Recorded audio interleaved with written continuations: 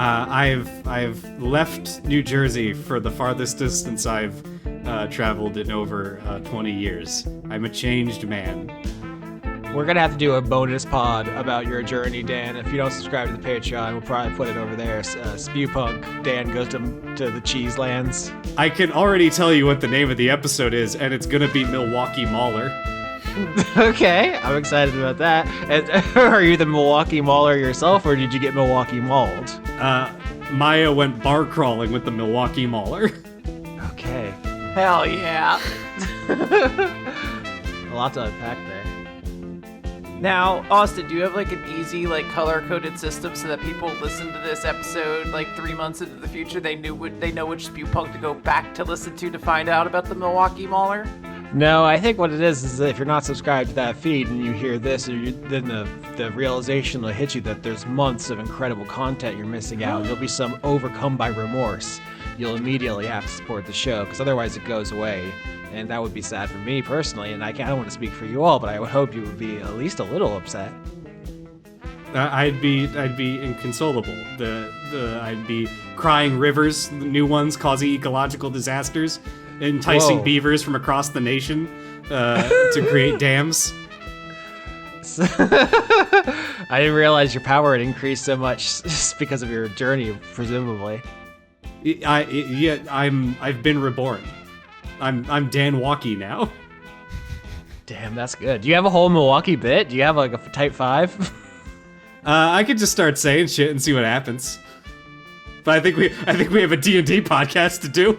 We do, yeah. I mean, it's a quite unusual situation. I was expecting each arc to be 3 episodes roughly, but the last one went so off the rails, parentheses good, that it did necessitate a 4th installment in the Desdemona Arc. So last we left the adventure, DiCaprio Devereaux had given a speech seemingly in support of her mother, and then before your kind of deception, your heist had been demonstrated. That was kind of your plan. I don't want to speak for you, but it seemed like you were trying to embarrass her by having stolen all of her artifacts. Doc Hop, you used your magical sight to see that one of the people at this event was actually Keeper the Kobold, using a magical disguise. I think there was some out-of-character speculation about what he was doing there, but no one in character has officially nailed down their thoughts. But you tried to take the coin from him. He went berserk. I took it incredibly stealthily, I think is what happened. Yeah, using the invisible unseen servant. So no one knows that you did that. But he drew his magic sword and started attacking people. The Eidolon of Tiamat came out as a defense mechanism. Then you all demonstrated your prowess by defeating it. But then Dan had the very destabilizing idea of slamming the Eidolon into the tree tower where the artifacts were kept. So just swerve after swerve after swerve, a huge episode. And we're picking up now in the kind of the chaotic aftermath. Real quick, let's run through our items and so forth. I'm Austin Yorsky, patreon.com/Austin Yorsky. Obviously, you know what it is. We're 12 episodes into the season. You have to know who I am or the show doesn't make any sense. That's me. No items. I have a notebook where I keep notes. Yeah, I assume a Monster Energy drink may be somewhere nearby you. Nope, I'm off caffeine. This is me normal. I'm stone sober now. Wow. I'm regular degular. Oh my gosh. This is like spring really has come. Austin's in a new season, no caffeine. This is going to be great. Hi, my name's Quinn. I'm playing DiCaprio Devereaux, Diamond Dragon. I have a zipper costume rack, my Gucci sunglasses, a Dyson spearing, the astrolabe of, what is it? Leonora, I believe? It's a Leona. Leona. I don't know why. Apparently every time you tell me it, I write it down on my character sheet wrong. I guess it's like a little practical joke for future me. Just a I have my perfume Illusion, Neverendol's disc, the landscape, Ulysses the dragon, and Pandora's amphora. I think I also have the Firestone star. I don't think I copied that one over onto the sheet. Yes, because Hop handed that over to you. Yeah. I'm gonna jump in then. I'm playing Doc Hop. I got Warlock stuff on my spell list and my list of ability, my special items. I've got a trash bag of holding, the out-of-date Goblin pop-up book of history, a bottle that used to have a genie in it, I don't have a plush Lucky Rabbit's foot anymore. That got stolen. I want it back. I've got my child's first trading card deck of No Synergy, the kid's plastic spy kit, the chef's hat, the tinfoil telepath hat, a fork that lets me do Hunger of Hagar, and I'm missing my left arm. I know that's not a magic item, but I've got it here, so I remember that that's what's going on. I don't have a left arm right now. There's not really a place on the sheet for that per se. The inventory is as good as any. Normally it's an equipment slot. It's not an item. Well, it's not. There's no place on the character sheet for it where I'm going to read it at the start of the session 2 weeks after we last played and go, I remember I don't have an arm. So I'm putting it in the list that I know I have to read out loud, and then I go, oh yeah, I don't have an arm, do I? Much easier to forget in a game than it is in real life, presumably. I think you'd be surprised. Hello, am Dan. Current items: King playing card, Childhood Anvil, Ring of the King, Gavel Dispel Magic, a New York Giants jersey, Key to the City that gives me sleight of hand advantage and knock once per long rest, and it also makes me feel guilty about things. And then epaulets of like a cool commander guy, I guess. I don't really know what that season was about. I got Inspiring Leader and +1 AC from that. Start the episode. I believe Ulysses, the Uranium Dragon, is wearing the New York Giants jersey, unless you want to establish that you took it from him. You are. I believe you're correct. He did steal my jersey. That's going to be crucial to the plot.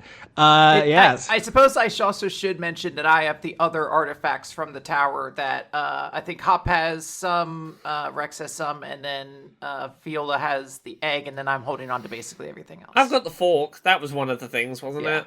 Yeah. If you think about it, eggs are really like the bones of breakfast. Okay, The Bones of Breakfast. It's a very ominous title. It's a Cormac McCarthy novel. It's worth saying you're attuned to the fork, and Rex is attuned to the key and epaulets. DiCaprio, you're not equipped. You're not attuned to any of the 6 items you have. Correct?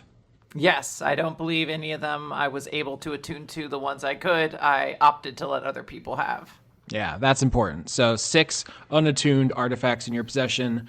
Viola has the egg. We're starting now. A chaotic scene. People running everywhere. Mass confusion. Keeper the kobold is smashed in the center of the fracas. He was put in an invisible force cage. I think I said last episode that if it had bars, which was an option for Hop casting the force cage, that he would have extruded himself out, basically turning himself into like pasta, like like noodles. But it was a perfectly cube invisible prison, so he has just dashed his body against it repeatedly, snapping his bones, mortifying his flesh. It's a really upsetting scene, frankly.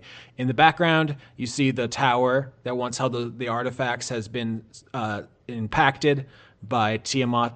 The idol of Tiamat has collapsed. That is where Desdemona is going to check on that situation. What do the 3 of you do? I don't know if you want to gather and talk or if there are priorities you want to rush off to, but this is the big climax of Desdemona's arc right now.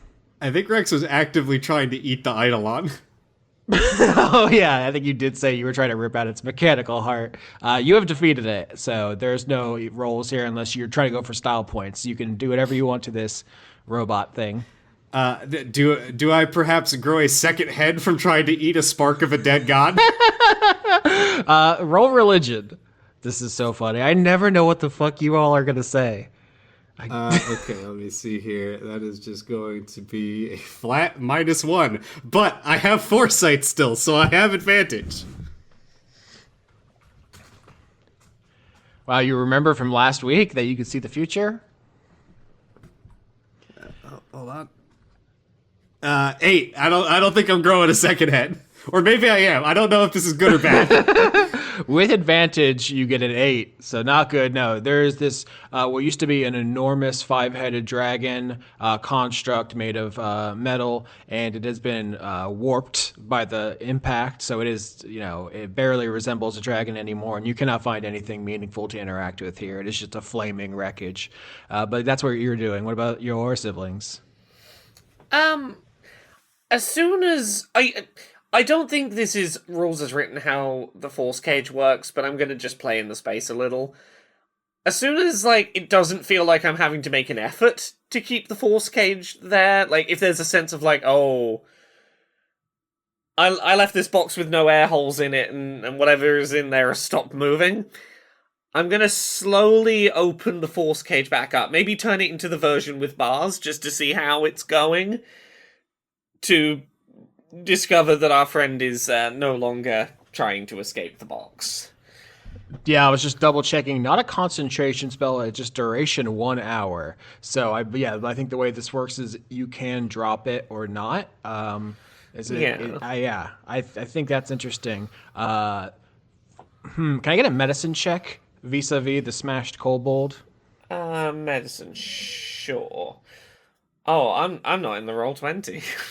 After last recording, we were riffing about how many times you're going to kill Keeper because it seems very. Yeah. Sorry, while I load in. There's a problem with recording a thing that isn't Dice Funk with you right before it, is I get myself in the head of not needing the roll 20. It's for nerds.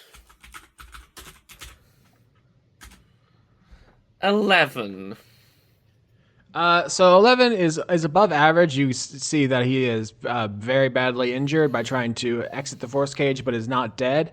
I will say, with an 11, you definitely think something strange is going on with all this magic. I want to look you in the eye, and Laura, and say, are you committing to dropping the force cage?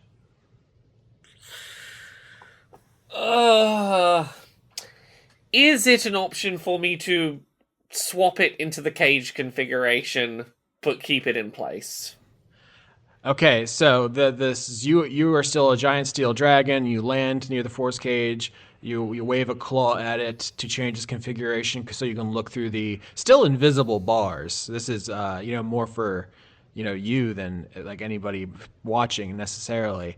You see this guy has smashed all his bones apart, but he is still alive. And what do you want to do here? I feel weird doing this, but I'm going to ask, are you okay? Yeah, you bring your head down to the cage and you say that, and Keeper says, and his voice is hard to hear. He's mumbling, his chest crushed. I'm putting Jar Jar into the roll 20. The Jar Jar is landed. I'm going to use my I'm going to use my tinfoil telepath hat to speak telepathically to a creature I can see within 60 feet because it's now a cage. I can see him. And I reiterate the question mentally. It doesn't give the creature the ability to respond telepathically. You're right. Oh, I can cast Detect Thoughts, requiring no spell slot or components. Okay, yeah. I cast Detect Thoughts and say, just think me your answer. Yeah, okay. When you connect your psychic powers to Keeper the Kobold, you immediately get a searing, painful vision of a beautiful, intricately carved golden coin. Oh God! Flashes in your mind. Charisma saving throw. Oh God! Am I about to get cursed? Oh no! Fuck! The coin is spreading.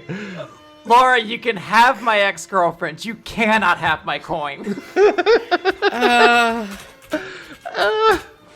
21. Holy God. Okay, this is, Laura, this is your one chance. Do you cut the phone line before the coin gets in? It's coming for you like... Yeah, I cut the cord. I'm cutting the cord. Like Samara from The Ring trying to come out of the TV. Okay, yeah. I cut the cord, and I look back and go...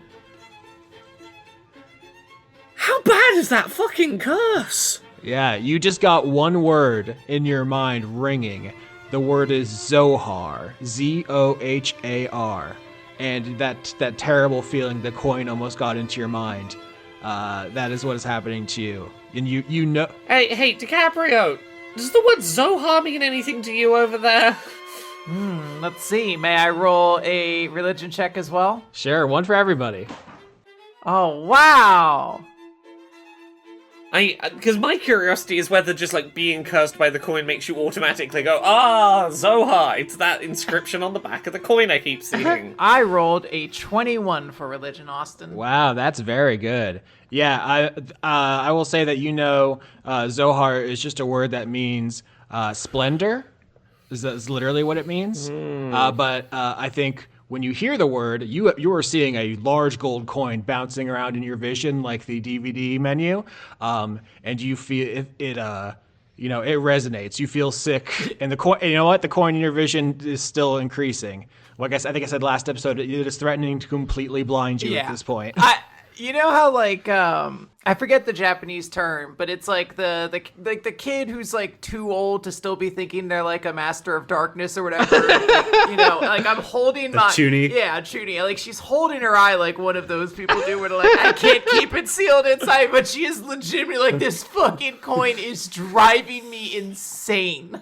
Yeah. So I have the coin currently, correct? As you're having this conversation, I think you look to the side and the unseen servant has it in their invisible hand, so it looks like it's floating.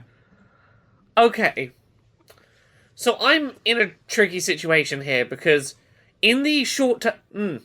How much has DiCaprio told us about how much of an effect this coin is having? You've not really been talking about it, have you? I imagine she's not like trying to make a big deal. It's just a persistent like annoyance that she's trying to get rid of, but like every so often, like she has definitely started fiending for the coin more. Like I think it's starting to become clear that there's like it is definitely a significant factor in her condition.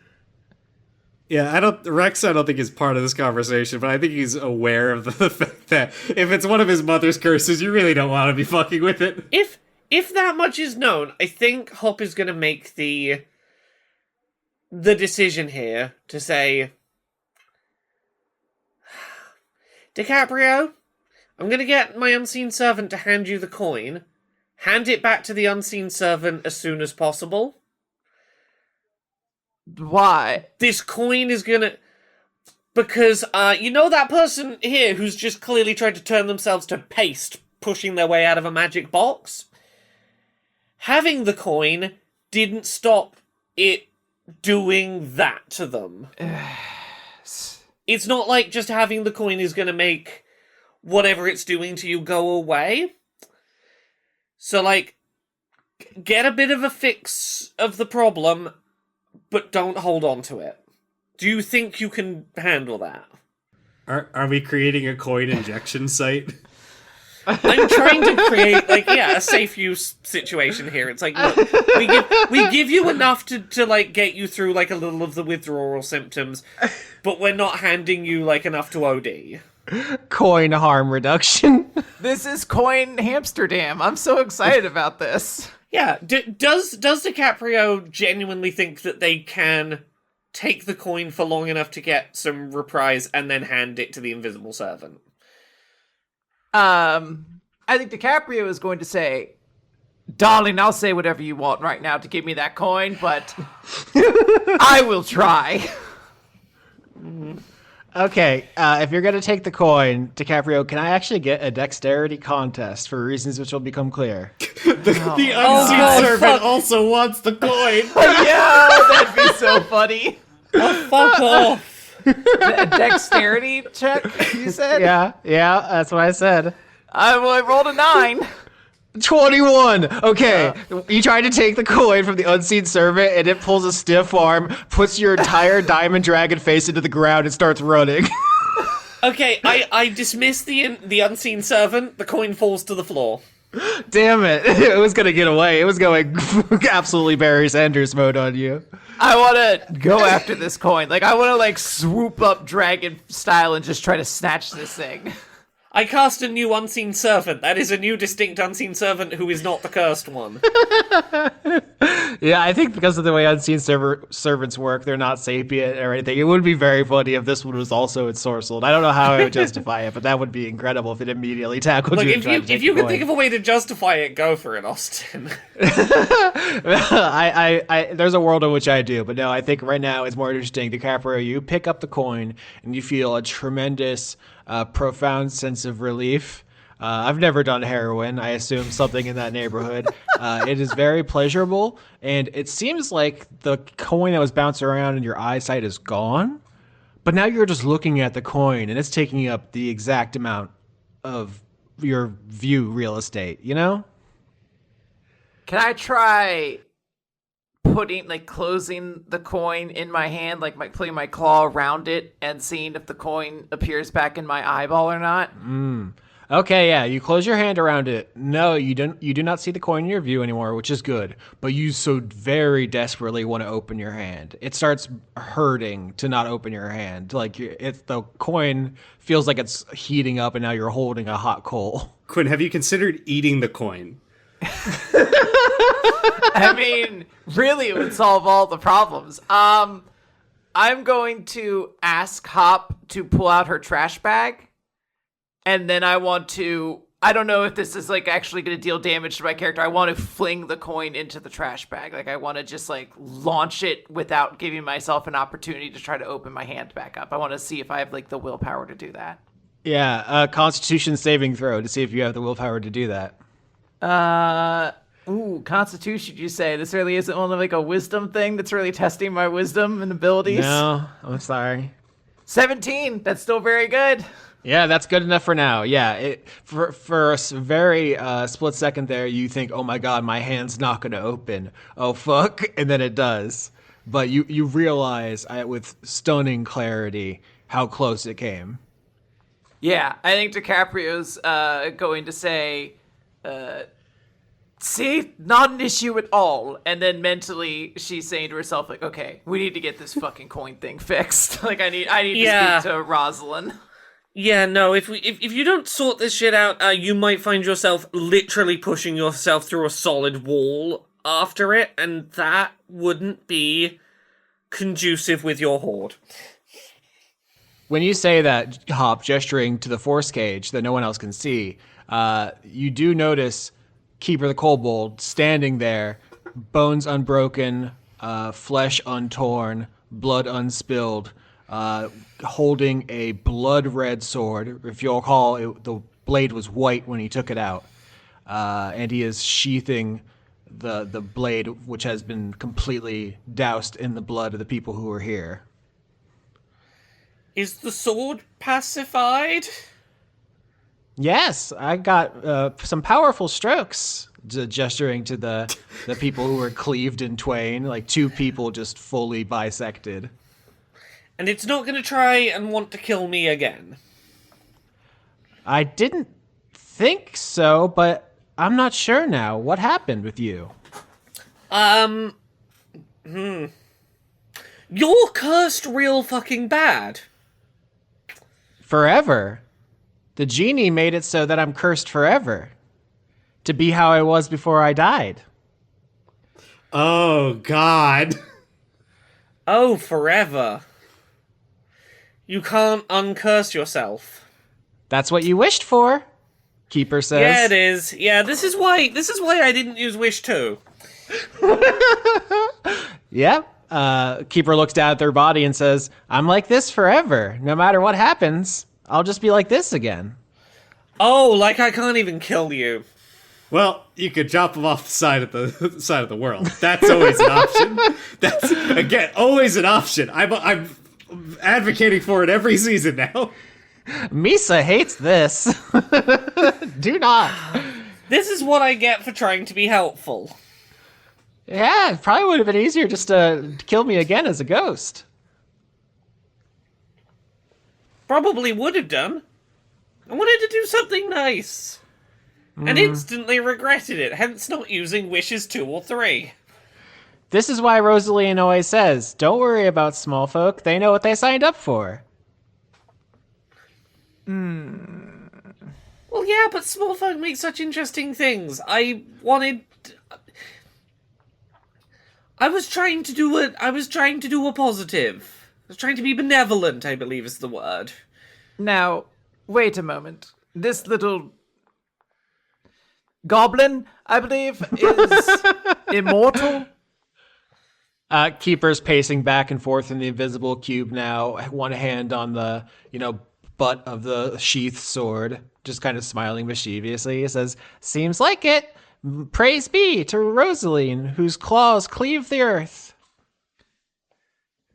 What about old age? Do you believe you could just naturally die? I can wait around to find out. I need to get permission from Rosaline first. Permission to die. Permission to die, mother? Could I polymorph them into a killable state? I'm not sure you could polymorph them. Yeah, that's a great question. You know what? I think just doing it for the vine, if you raise your steel claw polymorph keeper, his body twists and morphs and shapes into like a cow or a dog or whatever, and then just painfully pops back into kobold form. Because there's just this powerful wish, which is return keeper to how he was before he died, and that's just a status effect he has. Okay. And is there any way for me to know you're not just going to go on a killing spree again if let out of this box? The Zohar is mine. Yeah, well, here's the deal. My sister also needs it right now, because I don't want her going on a killing spree either. And if we can work out how to get the curse off of her, I am more than happy to give the coin to you and it be your eternal problem. But right now, there is someone who isn't unfixable who also needs it.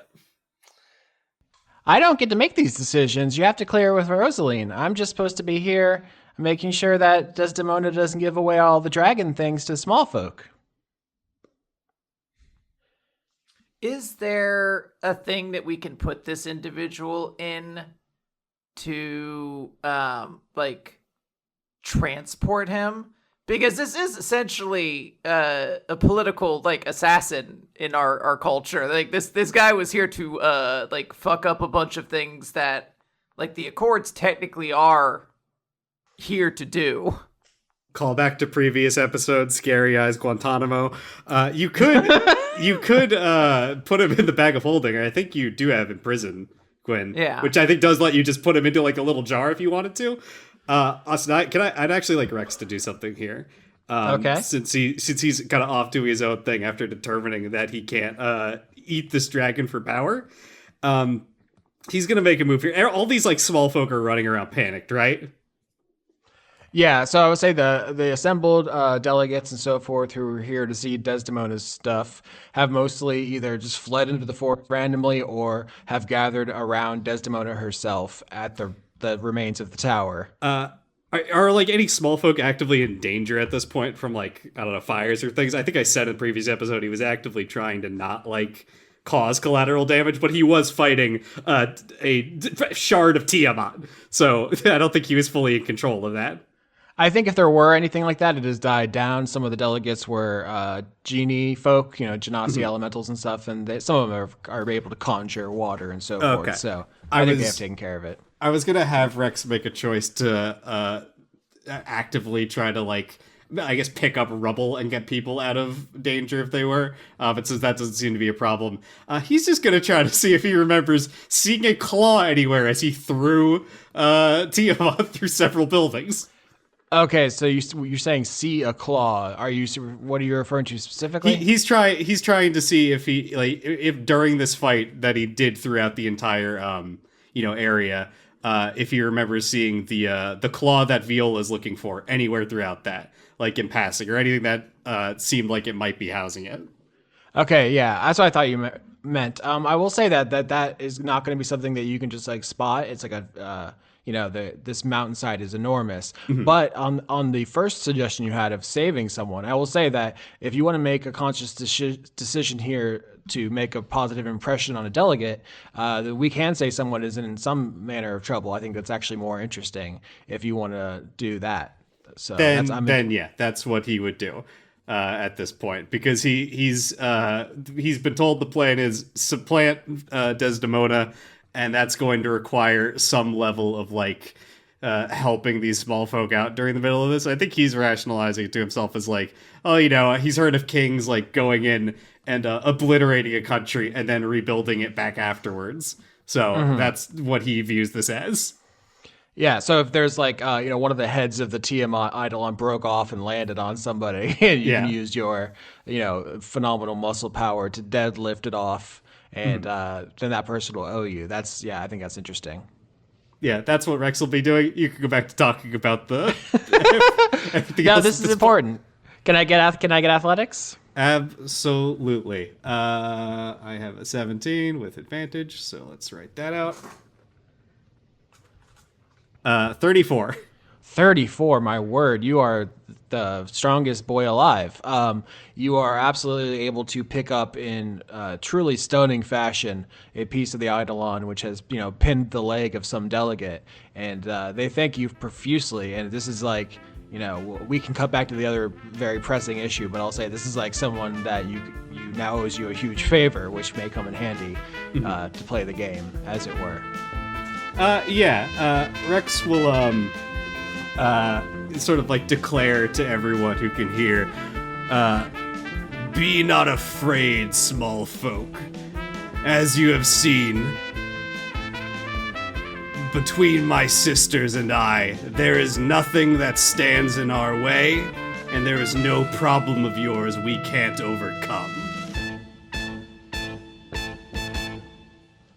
Yep, and everyone is very impressed. With 34, someone faints because they're so turned on.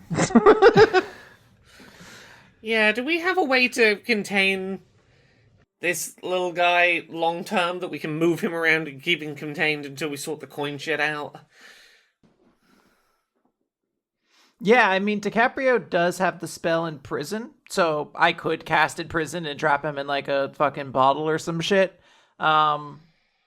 I just need I think it takes like an hour to do that. So I don't know if there's any if DiCaprio has to miss out on that, interacting with things, or if we come back to do this later. Can we just chain him up and stuff?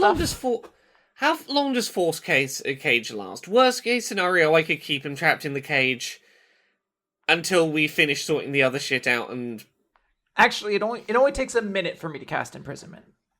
Okay, can we imprison him? Can I trap Keeper inside of my amphora that I believe is themed around fear? But I'm sure it's still kind of cool to hang out in there a little bit. I'm sure it's not a total nightmare. Yeah, why don't you read Imprison to the audience? This is a 9th level spell. Yes. It's one of the biggest ones. It's very important. Yeah, well, this is a casting time of 1 minute. You create a magical restraint to hold a creature that you can see within range. A target must succeed on a wisdom saving throw or be bound by the spell. If it succeeds, it is immune to the spell if you cast it again. While affected, the creature doesn't need to eat, breathe, or drink, and it doesn't age. Divination can't find it. And then there are different variations of it. I could technically trap Keeper in the earth. I could ground them with chains. I could trap them in a small hedge maze. But the one I think we're going to do is shrinking them to a height of 1 inch and are imprisoned inside of a gemstone or similar object. I would thematically love to do a gemstone. I just don't technically have a free one around. You can grab one off a delegate. Reading the spell, there's no save or anything. This just happens if you have the material components. Normally you need an item worth 500 gold pieces, but you're all adult dragons, so we're assuming you would just have a bunch of stuff like that. We're not going to sweat those details. The interesting thing, though, is you're trying to shrink him down to an inch. Oh. He wasn't an inch right before he died. Okay, so there is another option. Slumber. The target just falls asleep and can't be awoken. So he is still the same. He's just asleep. I really don't. I don't like being a hater. I don't like to say no. You know me, but he wasn't sleeping right before he died. All right. Well then, I guess can I take this? Can I trap him in a hedge maze?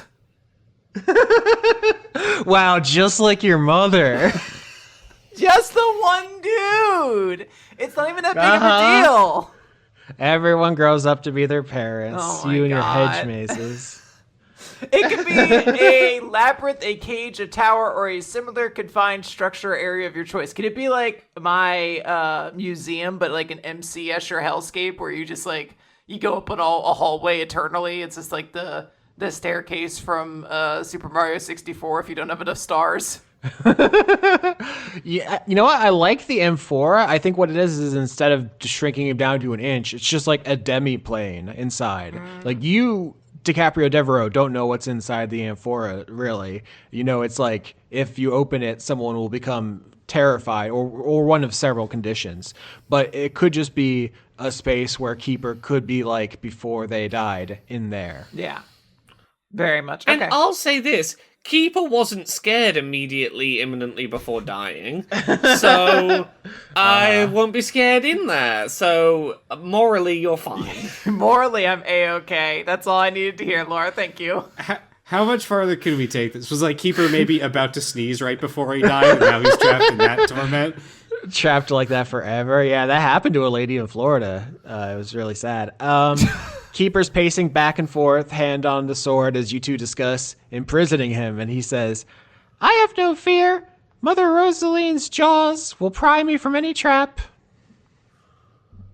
I'm sure, and you're welcome to go back into any trap as soon as we gotta get the curse off one person, then you can have your thing back. It's fine. As long as Mother Rosaline's wings shelter me, nothing can harm me. You're really making me regret giving a shit about small folk, you know? You know what? I didn't know if I wanted to say this out loud. Maybe I can cut this because it's subtext, but Keeper has been made complicit with his own oppression. He believes he's inferior. Yeah. And it's not like I can convince him that he's not inferior, because then he'll go back to feeling inferior again, because that's how he was. Fuck, yeah, that sucks. DiCaprio, there's no roll, so you can describe to me this spell. I think, there's like this back and forth of just like, you're not going to be like afraid of there. And they're like, I can never be afraid, for I am guided by Rosalind's holy light. And like eventually DiCaprio is just going to be like, all right, in the jaw. And she's going to like pop the top and they just get sucked like in, like it's a fucking vacuum, like a ghost trap. Yeah, you Luigi's Mansion his ass. Yeah. Yeah, and from the inside of the amphora, you hear like, you know, shrieks and explosions and all kinds of stuff. I read, I believe, the spell Hallow, which it now can cast, which is basically gives you your choice of like a dozen different status effects that you have trapped inside of here. And away he goes. Well, there's also like holy stuff in there, so you know it could be okay, depending on where he goes. Sure. Now, you three are standing in the middle of this kind of battlefield. All the grass has been destroyed. There are two bisected bodies. But behind you, you see everyone is basically gathered at the ruined tower, whereas Desdemona is, you know, reassuring everyone, giving speeches and stuff. Do the three of you want to say or do anything before you walk over? Rex will turn to his sisters first to hop and say, that foresight really came in handy. Thank you for that. That would have been a much more difficult fight if I didn't actively see which head was going to bite me first. It was all of them. But you know, it helped. I'm glad I could help. I'm sorry I didn't have the foresight to see helping small folk is nothing but a hassle. Damn, a real character shift from Hop. Keep that under your hat, I don't think this is a permanent feeling for Hop. I think this is in the moment, like, oh, and this is the thanks I get. DiCaprio's gonna be like, well, remember to say that with your inside voice from now on, because we're going to become an envoy for the small folk, so... Oh, sorry, I forget. We're back to you now, like the small folk. Yeah, we done the switcheroo. Yes, I'm absolutely a fan of all of the small things that make my mother Don't mad. worry, I'll give you tips on how to sound genuine when you say that. It's fine. It's wild she let me just keep fighting that, huh? Yes, I mean, she really just lets you throw it around. I mean, bravo, Rex, to destroy a part of her entire palace, too? I mean, none of it's perfect now. This is marvelous. All right. In the background, you see Desdemona is an enormous diamond dragon sparkling beautifully in the setting sun. A dozen or so people around her being asked, what was going on? What's going on with that? Can you help? What's happening? And you three are just going to walk up. Yeah, I think DiCaprio is going to kind of like almost like stroll up, like she's feeling fucking great right now. She's got her coin fix kind of handled for the moment. Her mother's kind of embarrassed in a certain way, and she feels confident. So I think she's almost gonna kind of like come in very confidently, just like, "Oh, mother, I hope this didn't cause too much of a mess for you." Desdemona smiles for all of the witnesses, I think, each tooth a shining diamond, as she says, "It's so sweet of you to check on me, beloved daughter. I believe I have it under control now. Everyone is so impressed by the way you three defeated that little construct. What a demonstration of our family power." Yes, it's a shame that facsimile will never match to our draconic might, but that is, of course, what we're all here to prove, that this is, about honesty and going forward with an honest foot forward. Of course, we strive for transparency here in Cookie Mountains. Turning to the other people here for approval, light clapping. I have an important question. Rex gave the baby to her when he went to fight the dragon, or the Tiamat construct. Where's the baby? You know what? I think you're looking around and you find Ulysses crawling along Desdemona's back, because she is an enormous ancient diamond dragon. So it's a playpen for him to run between her big diamond spines and so forth. He's here. Okay. Rex just needed to make sure this drunk baby did not go and X-ray blast another senator. Yeah, Austin, can I make an argument to you? Which is, you said the baby would be drunk for the remainder of the arc. Now, when that was said, the arc was expected to be 3 episodes.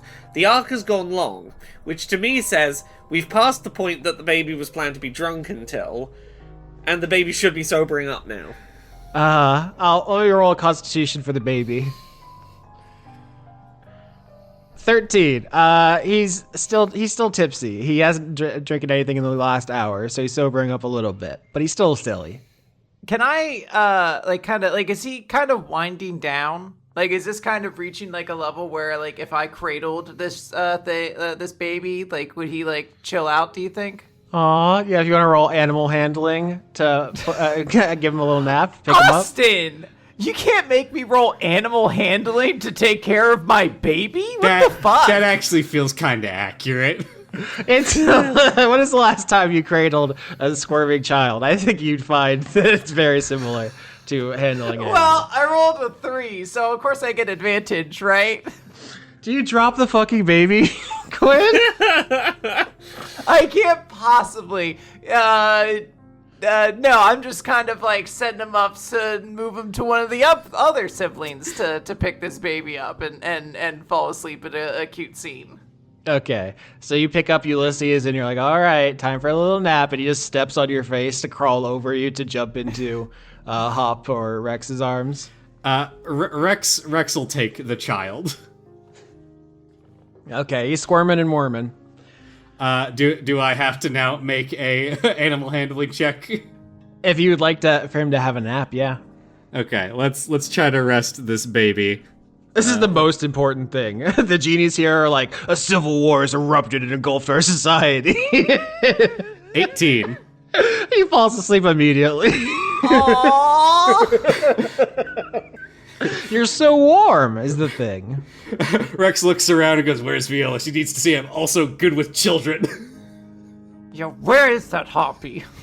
Whoa. Yeah, I mean, that is absolutely a question you should all be thinking about. But first, Desdemona leans down to you, Rex, because you're cradling Ulysses, and she says, I've been very impressed with you. I hear you're working with Barbas now, as a friend to small folks. You pulled that very funny bit with the statue earlier. You've demonstrated great power with the Eidolon. Are you looking for opportunities in my world, Rex Maximus? First time in your entire life she's not called you boy. Mm-hmm. And I'm great with kids, too.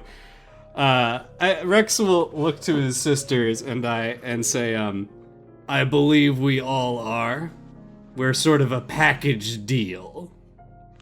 Of course. Well, perhaps something can be arranged. Could I have the room for a moment? She says to the delegates who all, nod and begin to file out.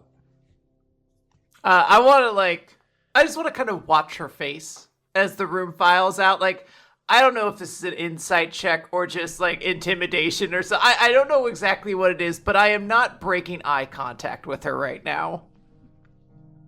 Absolutely, yeah. If you want something from me, insight, or it could just be a character moment of you savoring all your successes of this arc. I'll do an insight, because I don't think, even if I roll bad, I don't think anything too bad happens on an insight. 20 for insight. 20 is great. Yeah, I think, her mindset is there are no bad things. There are only opportunities. Any setback is just like, okay, how am I going to judo flip this so it works for me? She's like 10 steps ahead.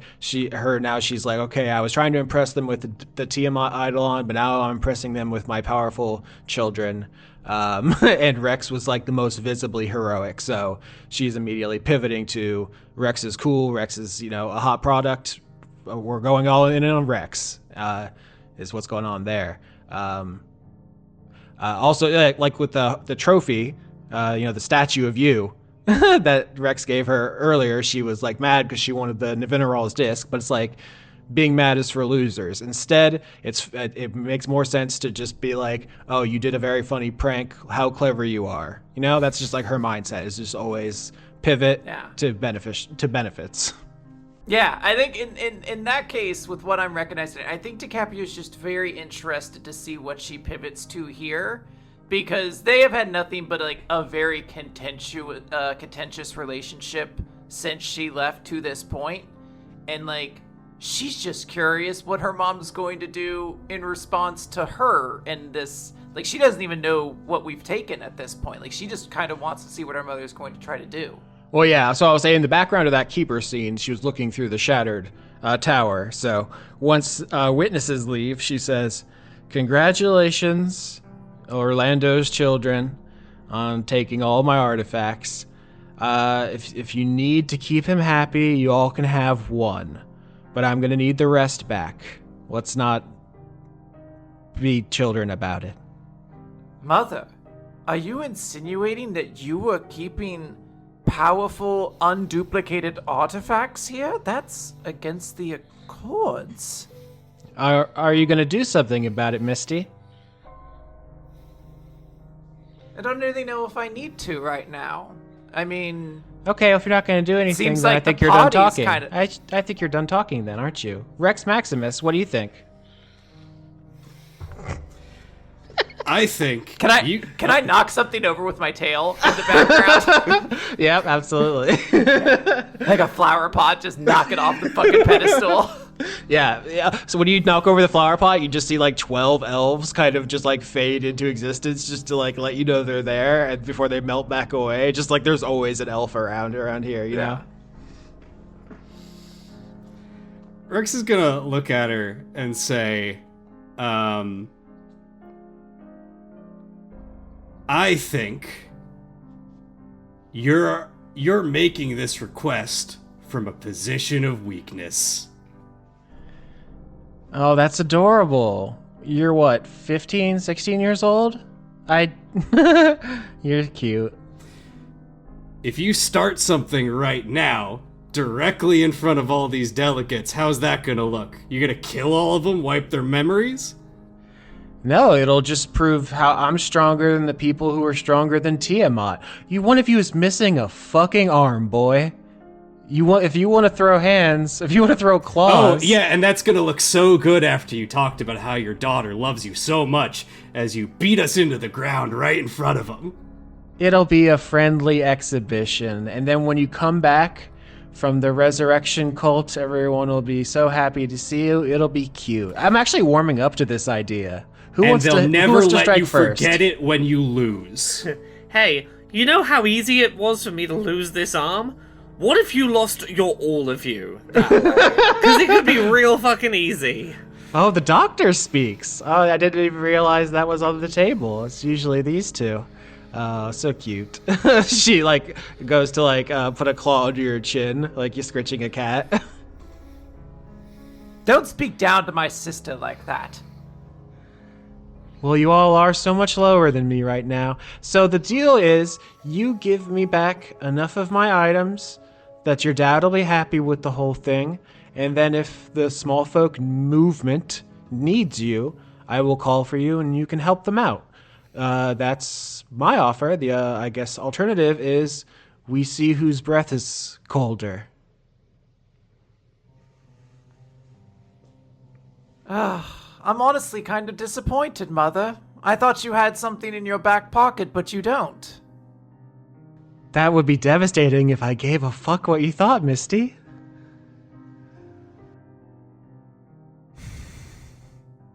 I don't want to knock another.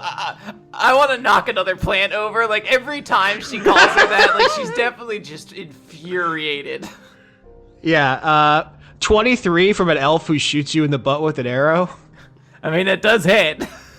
All right, you take 8 damage. An elf is like, knock it off. I'm considering making the hard move here because Rex is an impulsive asshole, and you keep insulting his sister. And this is actively escalating to conflict. Does he just try to full combo Desdemona from standing? Yeah, she's like making it clear. I am the champion of small folk. I have saved the civilization of every delegate here. They worship me. If you want to try to swing at me in my own home, I think we would all have a great laugh about the results. If you ever want to work for small folk again, then you need to give me back some of my artifacts right now. I'm trying to see what the furthest teleport spell I have is.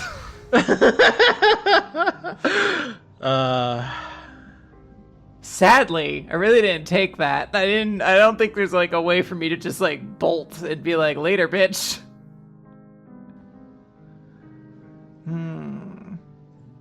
Yeah, I mean, anything's on the table here, but that is kind of the thing is the small folk advocates are Enobarbus and Desdemona. One is much nicer than the other. I have a question. What would I have to roll to determine how? So as you said, I have an in with Enobarbus, the other big champion of small folk, and I was making inroads earlier with the one, I guess, delegate I just saved. If we just left, what is the likelihood of us actually being really cut off from trying to win more small folk to our side after this?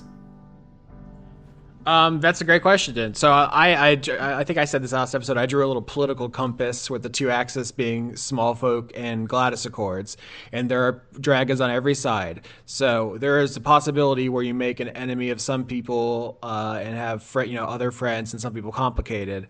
I think being against Desdemona will make working for small folk rights or small folk liberation, however you want to put it, more difficult. Not impossible.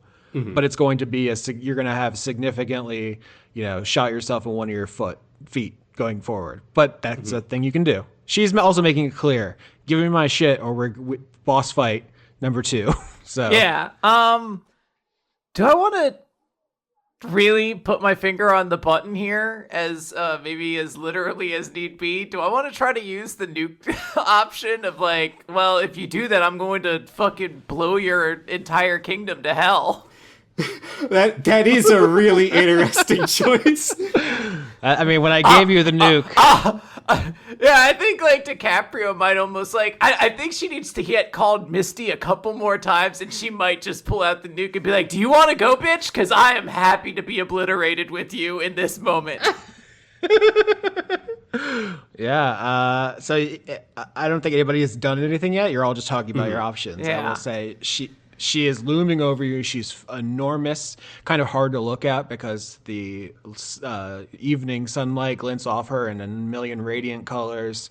She is overawing you. If you weren't, if you didn't know her well, I'd make you roll to not have the fear effect is what she's doing. I will say, because she keeps cutting me off when I try to speak to her, like she very clearly does not want to talk to me, I will kind of sit back a little bit and see what Rex and Doc say. I should ask, just out of hope, I guess. I don't suppose we took a short rest in between all this so I could use my 20 hit dice? You have not healed at all. In fact, that is part of Okay. this being like a fun, exciting action climax is you just came off one big fight. Okay. You're all kind of beat to shit. So that's also why she is fresh and full. All spell slots, all hit points as part of her being haughty. Let's see. The last thing she was saying was that we wouldn't be able to work with small folk ever again. I think Rex is going to kind of like circle around the room a little bit.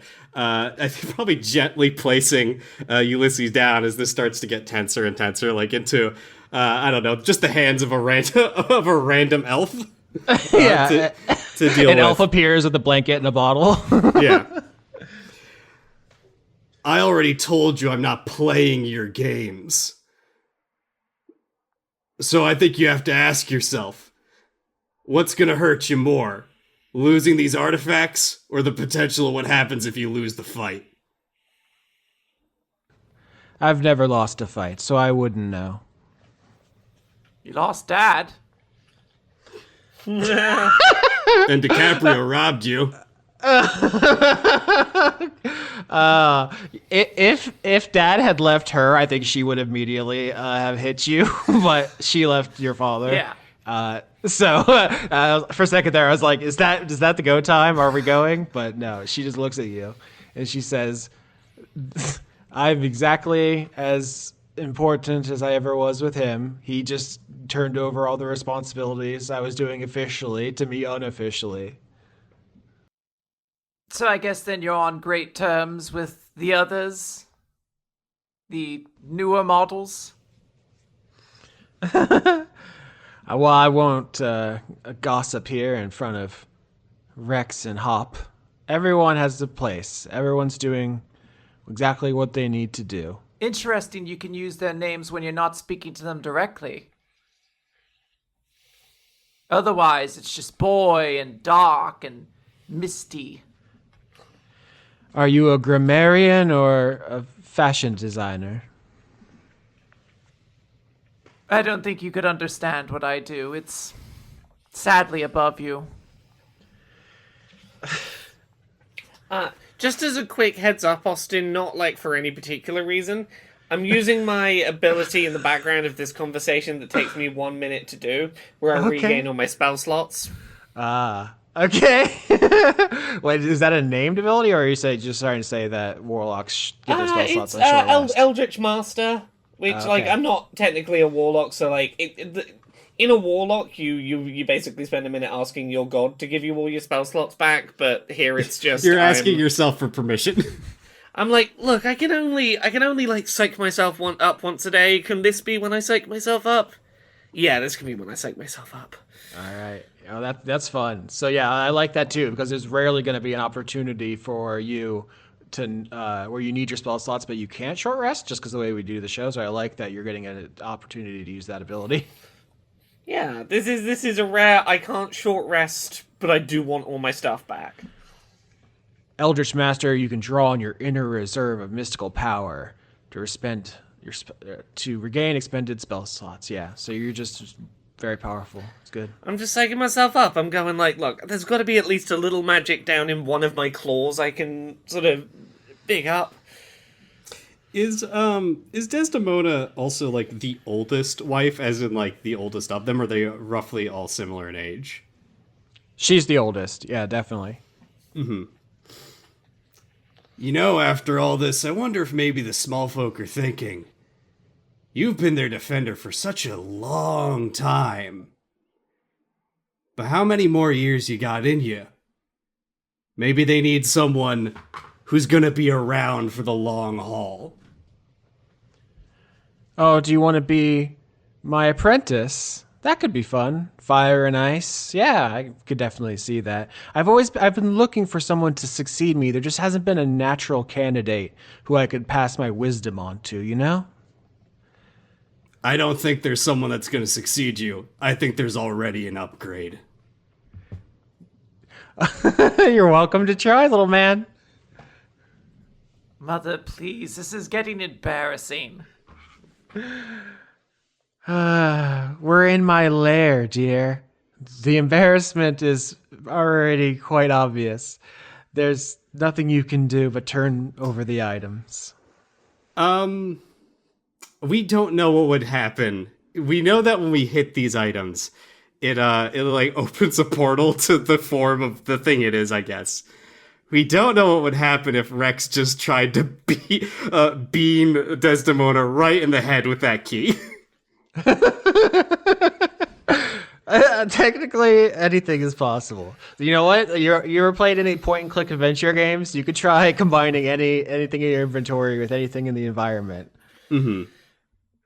There's no promise the DM won't respond with, this isn't an appropriate time to use that on that. Yeah, Professor Oaks chimes in, is like, you shouldn't be using your bike inside of a building, dog. What are you doing? The thing is, I think Rex is, unless like Desdemona says something truly fucked, like calls his mom a whore again in front of him, I think he's deferring to DiCaprio at this point. Yeah, Hop's in a similar position of like, I'm not gonna kick this off. This is your lead. We follow where you go. DiCaprio is going to say, there is no need to negotiate this further. There are too many advantages in our court here. If you wish for this to go down this way, understand you are speaking to an absolute glass field situation.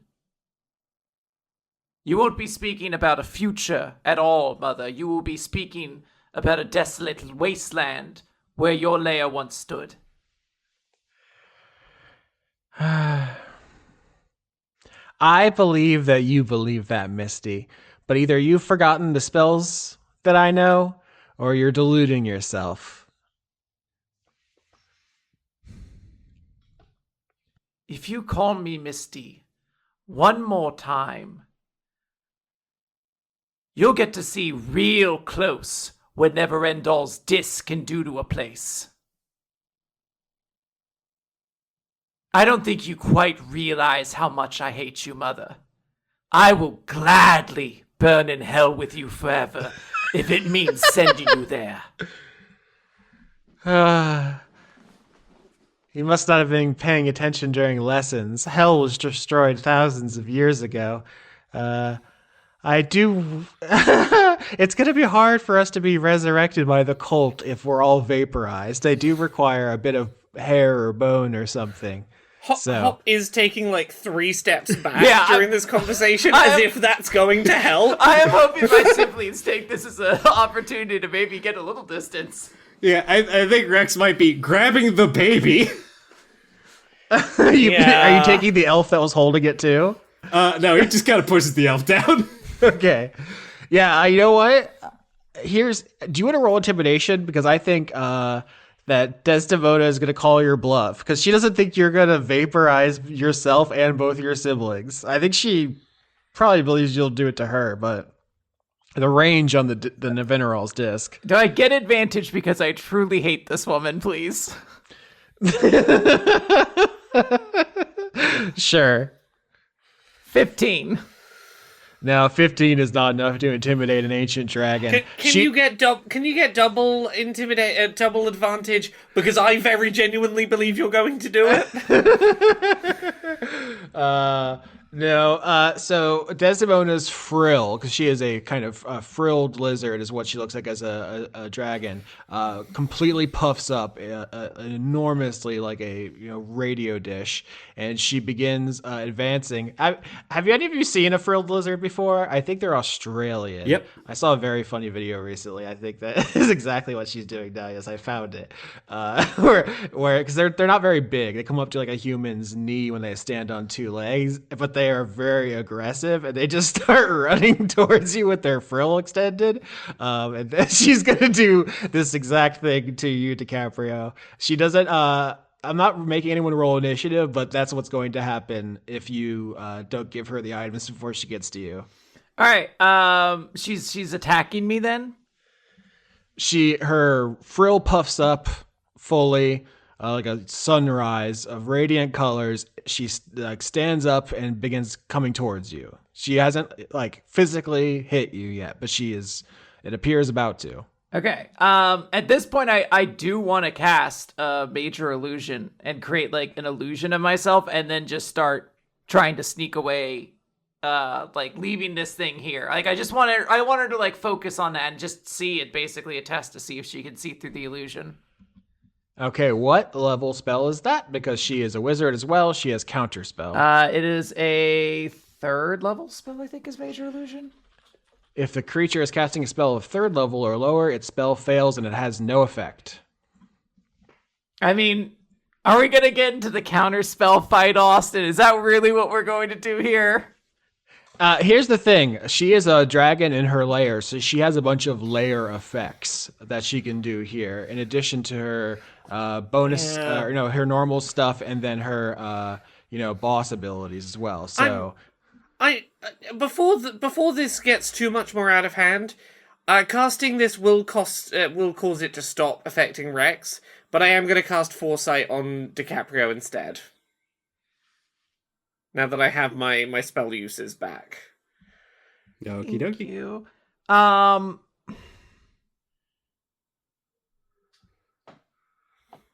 Half. She stops dead in her tracks, fully frilled out, a couple feet away from you. Half? You can have half the artifacts back.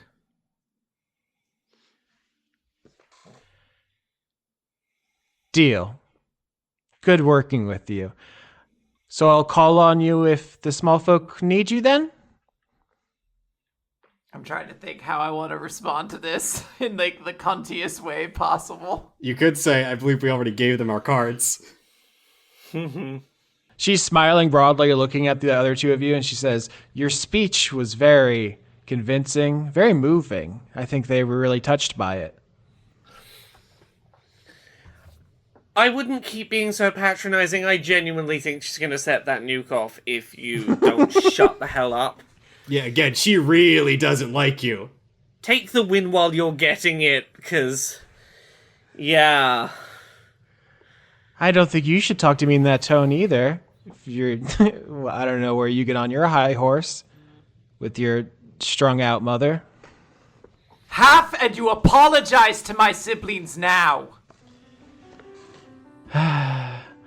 Rex Maximus, I'm sorry. Your sisters are useless. Doc Hop, I'm sorry. Your mother is an addict. Fuck off now. Bye.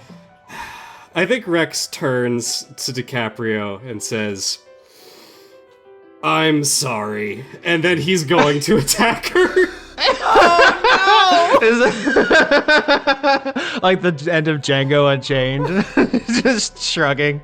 Sorry. Yeah.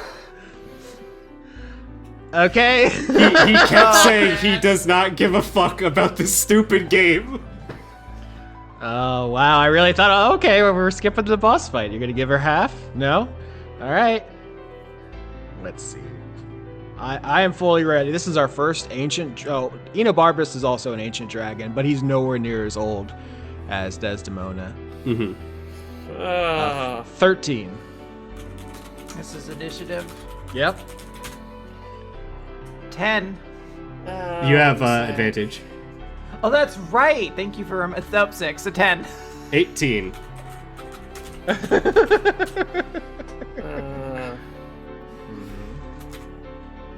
get advantage on initiative. Whoa. 27. A double 27 on initiative. Okay, so Rex says, I'm sorry, and then goes to attack. Does the Hop just beat you there? That's kind of fun characterization, because now she started talking shit about your mom. Are you faster to retaliate, or do you want to give your turn Or you see the fucking vein in Rex's head explode. Yeah, as soon as I see, like, it didn't matter who it was, one of us has started moving, Hop goes, okay, fuck it, I'm in. And despite having reacted to someone else's movement, is there ready to get the anger out first. Okay. I have no idea how this is gonna go. You both are, some of you are very injured. Let's see. What happens if things are real bad? Like, does the Hop's deck of somewhat no synergy, like, does it work like the deck of many things where they can Hop like take like 17 cards out at once and we just like let chaos reign? It's one per arc. It's one per fight. She can do it basically for free at the beginning. Yeah, because the unstable magic. Does this count as a new fight then? Correct. It does. Yeah. Yeah, I can take a gamble on that if needed. As this is the start of the fight and we haven't yet landed a hit on her, screw it. I cast Hold Monster. I'm gonna need a Wisdom saving throw. Okie dokie. Wisdom saving throw. +9 for the audience. 20.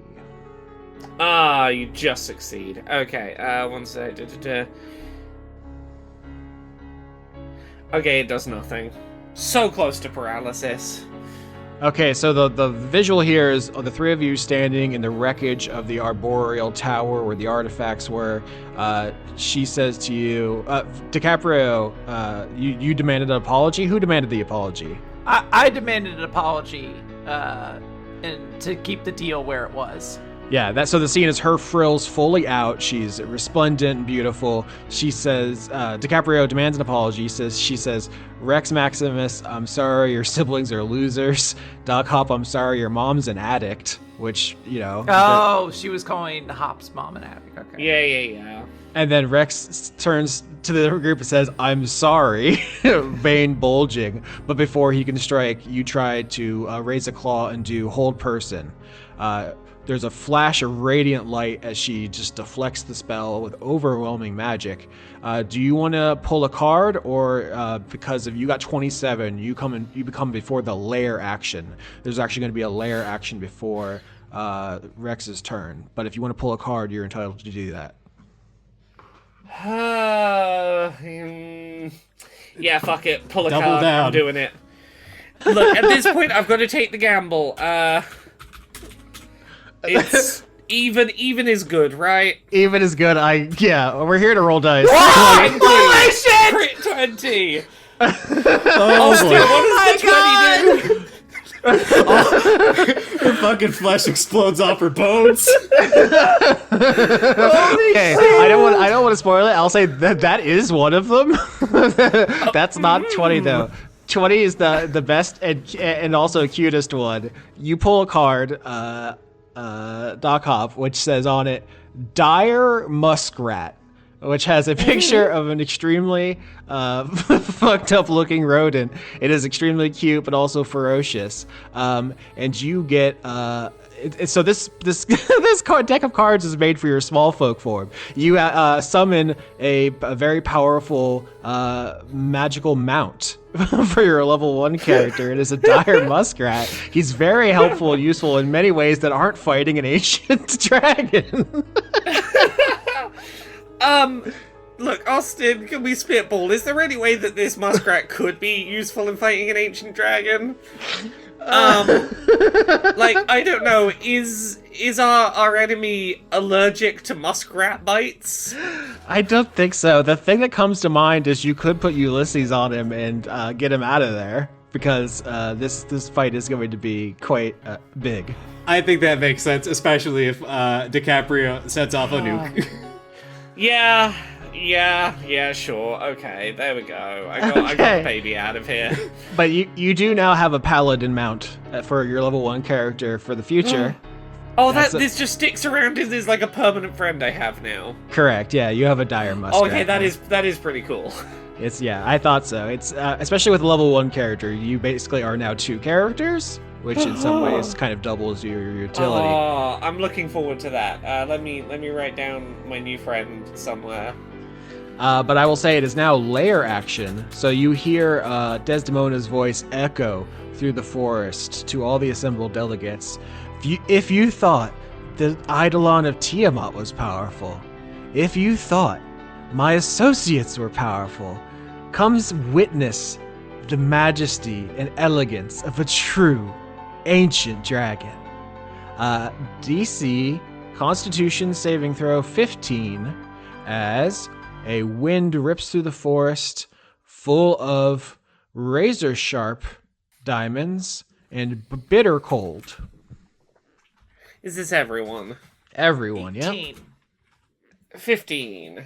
Wow. 22. Wow, you all passed. Incredible. Hell yeah. So this, a cold wind filled with like micro bullets basically whips through, and everyone passes and is going to take... Oh no, nothing. You actually take 0 damage on saves, all 3 of you. What the F? That's incredible. So you all just... That's pretty sweet. You stand there and just, aura farm, I believe, as the kids are saying these days. It's Rex's turn. All right, I cannot no longer set myself on fire, so I'm just going to use my minor version of setting myself on fire, which is just the added 2d6, and I'm going to do my full combo. 25, 22, and I'm assuming that 17 misses. Correct. 22 and 25 hit. Okay, so that is bite and claws. So let me pull up my calculator.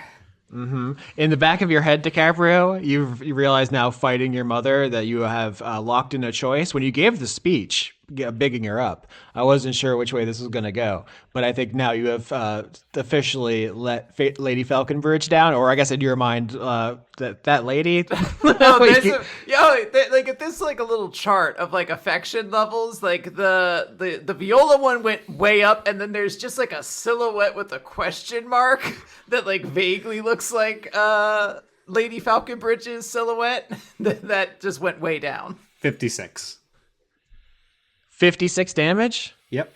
Holy Lord. Okay, that's incredible. Yeah, pay me that picture. It's going to be Desdemona's turns in a sec, but that's a hefty chunk of damage. So she like flicks away this spell, starts to do her cool speech with the wind rippling behind her, and Rex just fucking leaps on her and starts throwing hands. He's actively trying to tear her frill off. Oh, wow. That's brutal. Okay, so that's your turn. It's going to be her turn. Mm-hmm. And she throws you off. You're very powerful. You're, just this very virile, very buff dragon man. But she says, all right, well, children's magic in claws is all very cute, but I'm a grown-ass woman, so it's just time to stop playing around. And she twirls a little claw in the air and casts Time Stop. You briefly stop the flow of time for everyone but yourself. No time passes. I want to attempt a counterspell. I would. Let me pull up counterspell for you. Yeah. If it's casting is 4th level or higher, make an ability check using your spellcasting ability. The DC equals 10 plus the spell's level. Okay, so I had to get a 19 or higher on this. That is the situation, yeah. All right, but I get to add my spellcasting modifier? Yep, so your intelligence, I guess. Now, there's the Firestone Star and Ulysses. Do those still give me bonuses? I know they go to my spell attack, but yes. I'm... Okay, all right. There's, spellcasting modifiers. Then we have... You also have advantage on this. All right. Let's... I think so for foresight. It's an ability check, so yes. Okay, right. Here we go. 15 for the first one, and 24! Holy shit. I was like, I'm going to take 1d4 plus 1 turns. Do any of you want to play cousin Dr. Snop? Because I'm so glad I moved foresight over. Whew! Okay, paint me this picture, because yeah, she just twirls a claw in the air as if conducting an invisible symphony. She's just grabbing the weave and just going to will it to stop, and then she's going to put big anvils above each of your heads and turn time back on. But what do you do? I think there's a moment, we never really talked about it before, like, we went into the season, you hadn't told us, like, ahead of time, like, imagine yourself as a specific lizard or whatever, so I haven't really thought of DiCaprio as any type of, like, lizard before, but I think this is the moment where her frill pops out, as she, like, snaps her finger and kind of counters the time stop. Wow, yeah, that's really cool. She is flabbergasted. And, like, there is like a moment of like all the cosmic energy as she snaps her fingers kind of like cascading around DiCaprio, and even like in her kind of like muddy form, like there is like kind of a dazzling kind of gleam to the air as this magic kind of like dissipates around her. Rex is gonna fucking heckle Desdemona and start yelling, "What, you need a timeout already?" It's interesting because you got advantage, so you rolled a 15 and a 24. I think of it like the 15 where she is like, I am so much older than you, stop playing around, and she starts like batting your counterspell away, and then you're like, no, I'm not joking, 24 actually. Yeah. That's like a very nice push and pull, and then it is looks like your turn, DiCaprio. Okay. How do I take advantage of this the best way I can?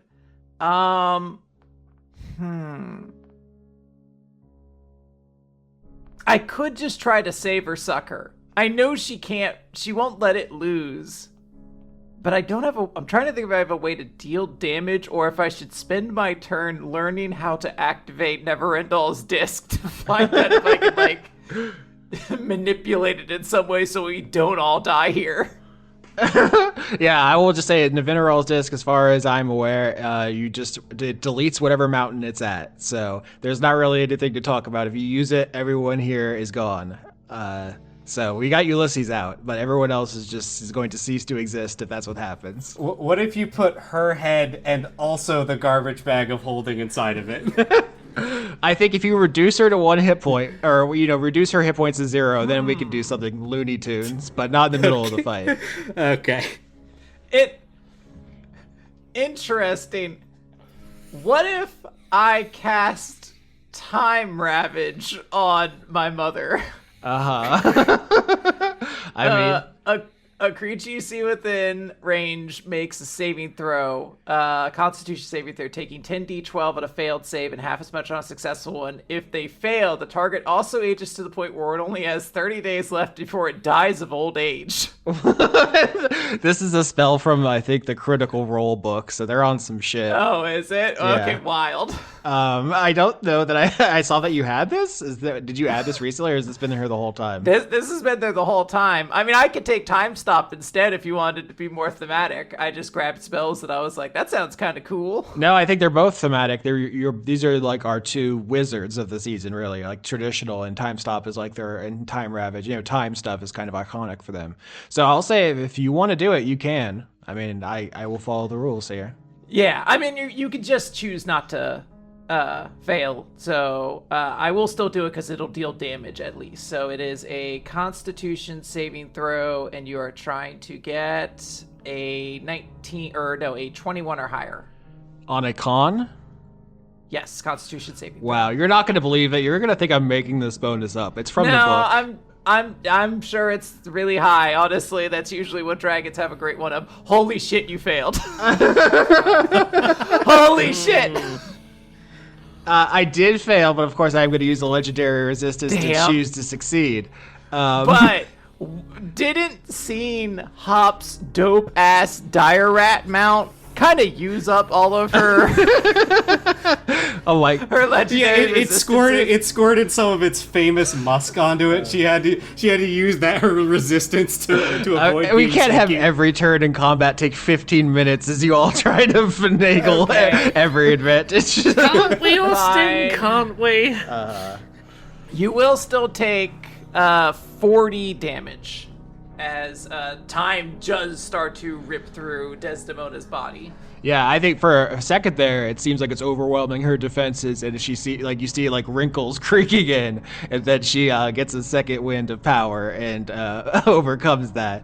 But yeah, putting your 30 days from death is a really incredible side effect, especially because in this world there is a resurrection cult, but they cannot stop death from old age. That is permanent. So, pretty brutal and interesting. Yeah, that's my turn then. At the end of your order there, legendary action, she spreads her enormous diamond wings and then tries to batter you all back with a gust of wind. Dexterity saving throw DC 25. Ooh. Yeah, I don't Okay, think I hit automatically that. fail. I'm gonna roll it anyway, just in case I get a yeah. crit, and Austin's nice. No, 7. You all fail. All of you are winged animals, so you can't really be knocked prone, but you're going to take 14 damage as she blasts you back, and you're going to hit trees and pieces of the eidolon that are there. And at this point, we are going back around to Doc Hop, and I will say that the assembled delegates are watching with great excitement. I'm just going to attempt to swing a punch. 23 to hit. 23 hits perfectly. Okay. Now I'm gonna use the successful hit, because I've puffed all my magic stuff, to do Hurl Through Hell. Having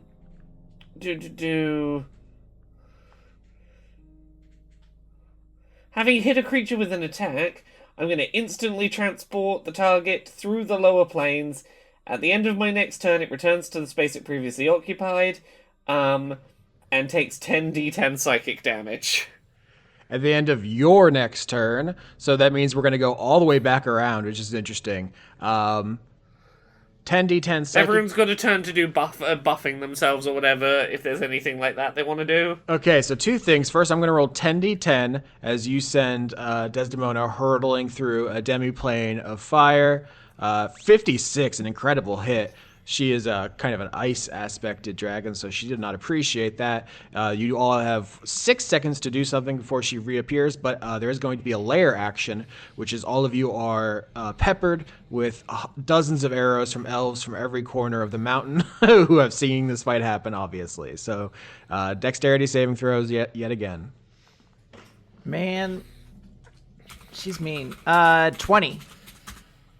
Fast. 11. All right. 7. DiCaprio, you are able to evade or block. The other two take 14 damage as arrows start landing in your wings and on your back. You're getting kind of pincushioned. I have nothing that I can do to buff myself during this, so if you guys have spells you want to cast on me, I would appreciate it. Yep. Let's just go through the order. Rex has nothing, and then DiCaprio. Yeah. I assume I have haste, but I forget what level it is. 3rd level? Yeah, can I cast... Yeah, there it is. Can I cast haste on Rex? This will be my concentration spell, but that seems pretty good. Yeah, I'll take that. Yeah, I will cast haste on Rex, sorry. Do you say or do anything, the three of you, while you're waiting for her to come back? So there's just like hot punched her through a tear in space-time. You hear the flames. We've seen this once before. You did it to a pure blood Tarrasque during Andronicus's cooking competition. You know, it turned him into a baked ham immediately. I think DiCaprio's just going to say, if things look bad, get out of here. I will use that nuke. Oh my god. Rex will quickly say, Isn't Viola still here? Does she have someone that'll bring her back? I don't know if we're leaving enough of ourselves to get brought back. But you're doing great, Rex, so honestly, you might not even need to worry about it. I think Rex is gonna look at his two very squishy sisters and say nothing, but be like, alright, I guess I'm locking in. Yeah, I don't know what's happening. I have no idea, what we're gonna decide to do tonight. This is very exciting. Doc Hop, do you have anything to do in your turn? At the end of your turn, she reappears. Yeah, fuck it. I'm casting polymorph on myself. I was gonna say, yeah, that'd be great because you're level 20, so you can take anything from a level 20 sheet. Have we done Giant Ape before, or is Giant Ape new? I think I was going to use it last season, but I just didn't. Okay, I'll use it if we haven't done it before. I was alternatively looking at Giant Crab if Giant Ape was already taken. Yeah, screw it. Doc Hop casts Polymorph on herself and turns herself into a giant ape, and starts beating her chest, ready to start causing some havoc any second. I did, in the original lore prior I wrote, put in giant reptilian gorillas in this setting, so it fits. Yeah, so you are just a earth ape? You're not like any kind of special silly ape? I think I called them cragbacks, if you want to take that. They were like Sure. gemstone gorillas. Sure, but- I'll be a gemstone gorilla. I'll be a cragback. Okay. So we're at the lair action again. Dexterity saving throw. Elves are still shooting you all with arrows as we're going to Rex's turn. 20. 16. DiCaprio's like, I know all you 8. bitches. Well, I used to. The original ones of you were probably dead, but I know your moms. 2 rounds in a row. The other people take damage, 15 to be specific this time, but both times DiCaprio is able to anticipate the elvish strategies, the elvish tactics. Oh, I can tank a hit again now. I'm fine. It's also worth noting that, like, Rex earlier noted he's, like, very concerned for his squishy sisters. DiCaprio looks more pristine than she ever has, because she actually hasn't taken any true damage. She still had temporary hit points from the last fight, so she's still at full health at this point. Hop technically almost died last time, and Rex is a little bit below half at this point. I'm a very healthy gorilla, I'll have you know. There you go. So she's back now, and I can Yeah, a maul her. flaming portal disgorges this ancient dragon, which kind of wheels through the air before finding its, equilibrium and coming to a flying stop in front of you. She is now super pissed. 17, 25, a botch, and a 23. So 23 and 25 hit. For the botch, roll 1 attack on yourself as she redirects one of your claws into your own face. Okay, how am I gonna? Well, I'll do that last for simplicity here. Okay, this will be that would have been claws and then bite again. 70. 70 damage. Nice attacks. And let me roll the damage against myself. That will be the claw.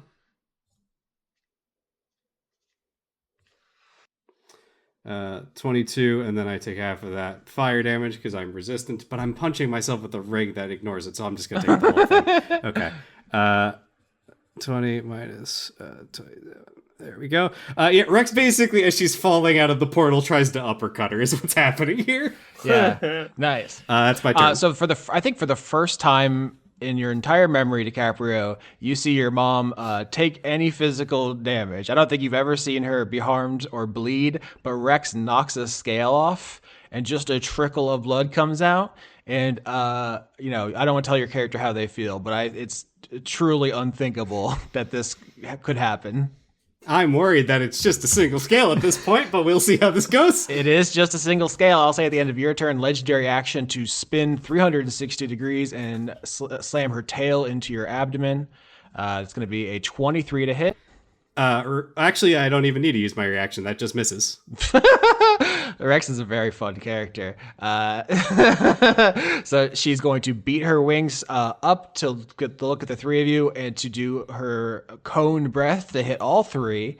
Her jaw drops open, and DiCaprio's breath, the freezing cold. Everyone, Constitution, the DC is 24. Okay, at least this is the one I'm good at. Fail. 26 crit. Wow. Okay, so Doc 1 second, I still need to roll. Hop's going to take half. That's fun. Botch. It does not do anything additional bad to you, which is lucky. So you're going to take 73 damage, or 36 for Hop, as a huge cone of ice blasts through this whole place. What was once a verdant forest area becomes a beautiful frozen garden. It's like a winterized holiday paradise now in just a blink of an eye. I am down to 20 health for reference. Okay. DiCaprio Devereaux, it's your turn. Do you want to stop, Mother? I see a spot of red on you. Oh, I think it really brings out my eyes. It's, what's it called? Contrast.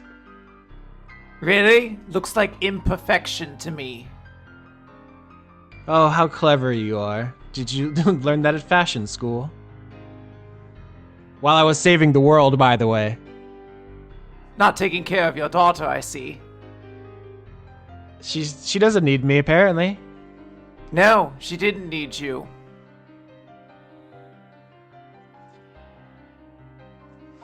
I guess I'm gonna mind crush my mom. I'm so glad you get to say that. That feels liberating. And you need to make me an intelligence saving throw, or I'm gonna basically stun lock your mind. Oh, fuck. Okay. Don't look at her intelligence bonus. It'll make you change how you think about her. Mom! 17. Mom! What? I was so impressed with this woman. 4? She's gosh. Yeah. Well, she's not that smart. I don't know if you still have legendary resistances or not. I would advise doing it, because if not, you take 12d6 damage and are stunned for a minute. No, she can't be stunned. That'll end the fight, so I'm going to resist that. Yeah, you are still going to take half of 12d6, though. Okay.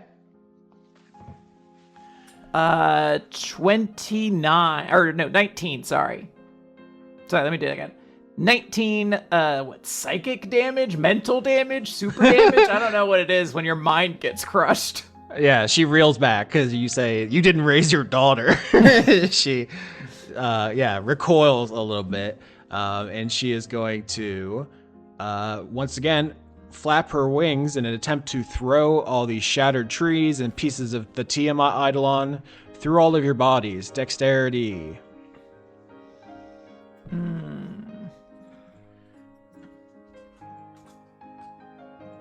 15. Ooh, 3. 20. Everyone fails. 15 damage. I'm on 5 hit points. Oh, God. All right. Right. Doc Hop, it's your turn. Okay, I'm swinging with my big ape fists. So I get 2 attacks. Laura, you've played Ape Out, right? Yeah. That's what I'm picturing now. Oh. 13, I'm assuming doesn't hit, but the 29 crit, I'm guessing. Yeah, hits. that's a Mega Monkey success. That's a banana. What's it? Bonanza is the new Donkey Kong. Bonanza, yeah, the new monkey game. 3d10. Okay, so 3d10 plus 6. You just do 6d10, really. Okay. 6d10 plus 6. 28 damage. All right, so you run over. You're this gem-encrusted ape. You punch her in the face, and you notice another scale has come off. Just 2 trickles of blood. Yeah, the first swing misses, but I do notice the blood, and I go for the blood and just really start wailing on that spot. At the initiative order, layer actions, dexterity saving throw is all the elves pelt you with arrows.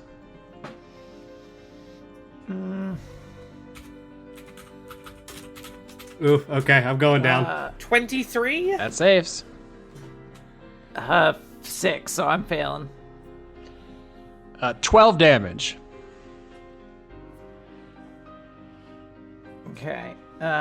53. So, Doc Hop, you take nothing. And Rex Maximus, do you want to paint me a picture of you getting dropped to 0? Yeah, so Rex has had a bit of a day. Almost cut in half by a smallfolk earlier. Then he had to fight an Eidolon throughout an entire lair. He's taken a big blast of cold right to his face after getting just wrecked it throughout all of this. And I think they're like he's had his skills pretty thoroughly broken off at this point, and one arrow, like fucking Smaug, just finds its way right into his heart. Rex Maximus, you fall out of the sky, slamming into the ground in a huge plume of debris, like a bomb going off. You're bleeding out from the arrow in your chest, and it's Desdemona's turn.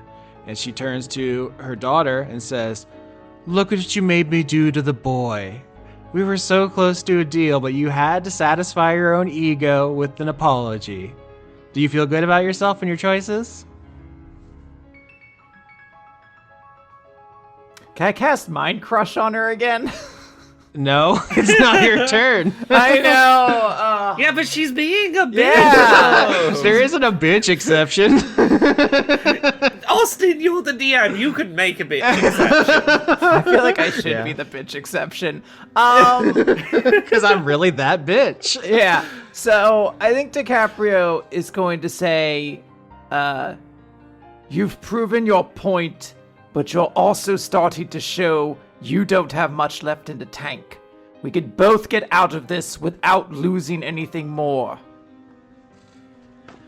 You have no idea what my tank holds.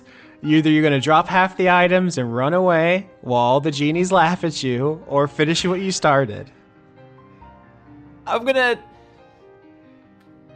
guess I'm gonna look in Hop's direction right now, because I think DiCaprio is the part of her that wants to protect her siblings does want to do like everything she can to protect Rex in this moment, but the part of her that just fucking hates her mom really doesn't want to let this go. So I think she's going to look to see how Hop's doing. After all of this, over the last several arcs, Hop has gotten a much better sense of, no, we are all in this together as siblings. And that means, if we are fighting your mum, and you're not backing down, then fuck it, I'm in. Alright, fuck it, we ball. And for what it's worth, I'm still a fairly healthy ape, and I can become an ape at least one more time. A fairly healthy ape. This episode may have more instances of someone saying fuck it than every other episode combined. We're truly balling. Look, I have more HP than I started the episode with, and I could at least one more time go back up to double the health I started this episode with. I'm alright. Yeah, then if fuck it we ball, then fuck it we ball. You know, I'm not. I don't think Rex would also want us to go down, and I think there's a part of DiCaprio that just knows that if she turns her tail now, it sort of destroys a lot of the mystique around her family, and she doesn't want that to be something they have to live up to for her own weakness. So she is focused in on this, for better or for worse. Would you say she's pulling up her stockings? Yeah, she's pulling up her stockings. She's girding her loins. Everything is being girded, honestly. Yeah, I mean, Rex obviously can't talk, but he said, if you're gonna do something, fucking do it. Like, fight for it. Knuckle down, double down. All right, so actually, Rex, you were taken out on the lair action, so can I get a death saving throw from you real quick before Desdemona does her turn? Sure. What are death saving throws? This is the first time I've done one on... Ooh, Big Dan, never done a death saving throw. It's just a raw d20. 18. That's a success. So 2 more and you stabilize. Desdemona is floating up like close to get kind of a bird's eye view of you all. She's like floating, her wings fully extended to make a prism of colors rain down through her diamonds, and she says, "Now you'll see what it looks like when you are truly perfect, DiCaprio. Ask any of my elves here. I have been a perfect mother." Constitution saving throw. This is the spell Sunburst. As like a giant sunflower, she absorbs the light of the evening sun and is going to fire it at you like a beam. All right, I am going to cast Counterspell. I'm going to try to neutralize it. I still have those spell slots left, so... Okay, that's a good idea, yeah. What spell slot, or what spell level is this at? Sunburst is a level 8 evocation spell. Oh my god, okay. I'm trying to do the Venusaur finish, you know what I'm saying? It's a sunny day, I'm doing a solar beam. Well, I got 25 on the first one, so I don't think I need to roll me. again. This one's not as dramatic. Fuck me raw. No, you okay, tell me how that works. What she's frills fully extended, so absolutely radiant, unstoppable. How do you This is embarrassing. Yeah, well, I think there's like a weird blend to our magic. And DiCaprio, like, launching out her frill again is going to kind of like, reach out her arms and I imagine like interfere with the spell casting and just sort of like pull some of the latent magic away until the spell just kind of breaks away. Like she is making a grand, very glorious show out of like stopping all of her magic spells. Like I imagine to the onlookers, this is like watching like a battle of the gods. Like the effects that are going on around them is like otherworldly. Yeah, that's something I was trying to repeatedly say is that she's going like higher and higher to make a bigger spectacle of this against the sun. Can I say it's been evening for a while? You are a level 20 wizard. Do you just push a cloud in front of the sun? Yeah, I'm just like whoop. Because I think that is a very funny thing wow! to do. I could do like storm. I'm like clouds, hear my call, and then like a single cloud just like. Yeah, and then of all things, it is your turn. In fact, that was her whole ass turn wasted. Oh my gosh. Okay. Hold on. I gotta mark that spell slot used. And then I'm gonna Psychic Crush her again. I'm another intelligence saving throw. This can't be how she goes. Do I not have anything else? No. Fuck. Okay. Here we go. If you polymorph Rex, does he get his health back as he's a big gorilla? So let's see. 15. 15 is a failure. Do you have any more legendary resistances? I have one last one, yeah. Yeah, I would use it. Yeah, I will. See, Stunning now is very bad. Now you're going to use it against me. You used that before. I do it back to you, Austin. And then No, that's fair. Desdemona is going to take 22 psychic damage as her mind is racked once more. All right. Yeah, she wheels away in pain, pissed that you stopped her solar beam. And DiCaprio is going to say over to Hop, I don't think she has any defenses left if you have anything left in the tank. Oh, I love that. You're a monkey. Also, Rex, I had a look. You need at least one hit point for me to do polymorph on you. Damn. I can't polymorph you while you're down. But right now, Damn. you have 3 failures you can endure before you go, which means even if you botched and got 2 failures, we're alright. So it's me to go, is it? At the end of DiCaprio's turn, legendary action, dexterity saving throws. She does a wing attack, beating her mighty wings, bludgeoning you all with cold and debris. 9. All right. 20 crit. Doc Hop, it's your turn. You take 9 damage as a log hits you in your apish side. Okay, I'm swinging them fists again.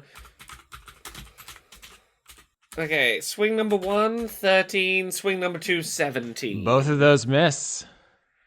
I will say you have to jump from tree to tree to swing at her because she is a flying dragon, obviously. I'm not going to hold that against you, but nope, both those miss.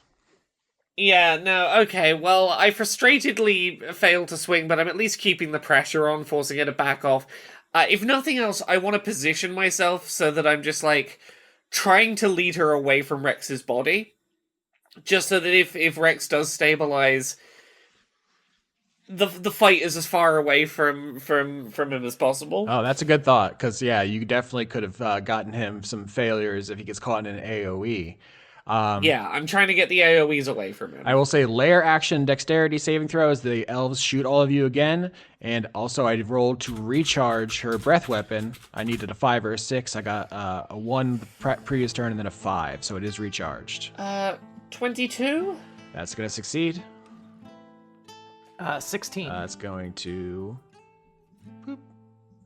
Fail. DiCaprio takes 17 damage from arrows, and it's time for a death saving throw from Rex. Now, if I get a 20, I believe I get 1 hit point back. That's true. At which point I will throw myself back into this. Okay. Nope, that's a 5.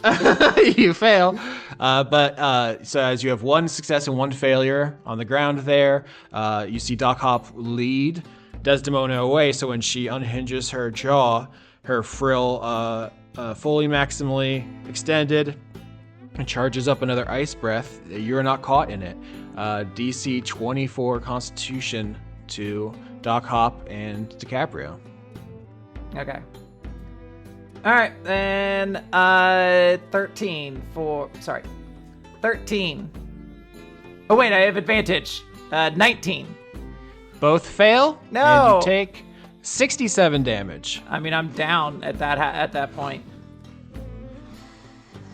Oh, is it just me up? Okay. I got rid of all of her legendary resistances. They're all gone. I did everything I No, can. I know. And look, I'm pretty healthy. I've got a pretty good chance of hitting her. I just need to get those hits in. Surely Viola will come help now, right? You're doing the thing that she wanted, trying to kill your mother. Is Viola the main character of this podcast, or are you three? Well, we don't know. We might be dead after this. She might be the new She might be the new main character, Austin. If this goes the way it's looking like it is. All right. Do you want to paint this picture of you going down? Because this is pretty climactic here. I think there's just a moment where she's going to. I don't know how to want to like phrase this attack, because I like to think like maybe this is her like shielding Rex's body as she does it, but maybe it's just that she's like countered too many of her mom's spells. Like maybe Desdemona's just like, fuck it. If I can't beat her at magic, I'm just gonna do it the old-fashioned way, and she just launches sort of a barrage of ice, like. You know, something like DiCaprio's never even come close to kind of creating in her life. And it's just like she's just impaled over and over again on these like enormous, almost like iceberg like chunks of ice, sort of like just being like skewered by like a dozen of these things. Oh, wow. Yeah. If you get completely, what's the word I'm looking for? Like pincushioned into the ground by ice. I think flying. I want to do that for 2 reasons. 1, it's brutal and cool. 2, I want it to be clear to the audience she is not holding. Like, this is one of those things that you like look at in your wrestling, you're like, that guy just tried to kill that other dude. Like, that wasn't even. Yeah, this mother is trying to murder their child. You know what's fucked up is after you get pin cushioned by a dozen ice javelins into the ground, and she's like hovering over you, beating your wings to maintain height. She like brings up a claw and kind of snaps it to do a very low level spell, which is Dispel Magic, to get rid of the any illusion of magic you have that were disguising your scales. What a bitch. And she says, "Look, you're Misty after all." What a fucking cunt. Can this provoke an attack? Can this somehow invoke an attack of opportunity? Like, she had to move to do this, past me. Can this get her extra punch? Sure, yeah, bring it. Okay, yeah, attack of opportunity. Thank you, Austin. Thank you for being the best. An attack of opportunity. What did we call it earlier? The Holy bitch exception? shit! Holy shit! Crit 29. Oh my god, no. Please don't punch out my dragon with an ape. Your character just like fucking does that. 45 And Hop damage! just fucking backhands her into outer space. Austin, please tell me it doesn't. Hold on, I have to do math. 4, 3. It doesn't quite do it, but it's closer than I really thought it was going to be. So, Austin, I'm willing to make a trade here. incredible, yes. I am willing to permanently give up my signature item to kill this lady. How? Wait, what does that even look like? Like a Hop jumps as an ape, you throw the ring up, and the ape punches through it? Yeah, if I stabilize, I guess the order of operations here. If I stabilize on my turn, I wanted to just give her the ring and have her like basically break it to kill her. Here's what I'll say. 45 damage is a lot. You punch Desdemona again, and then you fall out of the air because you're an ape and you're jumping. You can land next to Rex's body, or you land like between your two siblings. On one side, DiCaprio completely riven with ice. Other side, Rex, arrow in his heart, claw with a big ring on it. If you want to pick the ring up off his body and put it on... Okay. Yeah.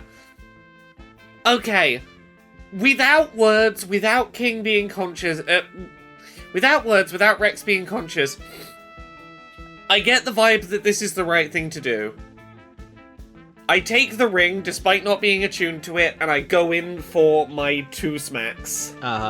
I will say, Rex is Latin for king, so you're just so educated, Laura, that sometimes you just auto-translate it, you know? Well, it's because you said Ring of the King, and in my head I was like, oh yeah, I take the ring from the king, that's king. Alright, let's see. Crit 15 and 29 crits. Oh, no way, you crit twice. I crit again. Alright, yeah. Fuck me. Let's Yo, see. Vin Diesel can eat shit. This is the real family. You've got to do 64 damage. 53 plus the ring. What does the ring add on? I mean, it doubles because it takes basically a resistance to damage and makes it a normal. So Okay, then in that case I do 106 damage. okay, what do you add? You punch a hole in DiCaprio's mom. That's a 40-foot ape. This is how Godzilla versus King Kong should have ended. I was always a King Kong stan, personally. As I throw the punch, I simply say, don't fucking call her Misty. Punch.